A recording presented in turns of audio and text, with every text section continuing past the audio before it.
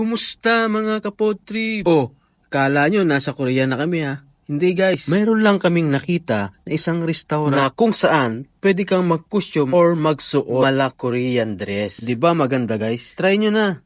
At sigurado ako, mag-i-enjoy din kayo tulad namin. Tara sa loob guys, tingnan natin kung anong mayroon. Kung makikita nyo guys, mayroon silang design na aakalain para ka din na nasa Korea. At ito pang isa, makikita nyo sa loob yung design ng flag ng South Korea. Ano kapod trip?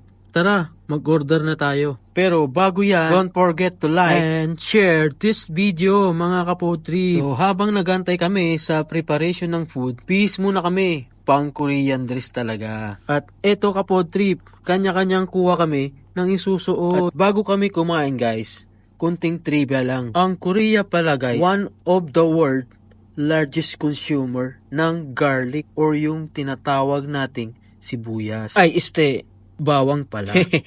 Napajuk pa tayo dun guys. Ano tara, kain na tayo guys. Mga kapod trip, yung kakalimutan, food is life. Bye-bye. Hanggang sa muli guys.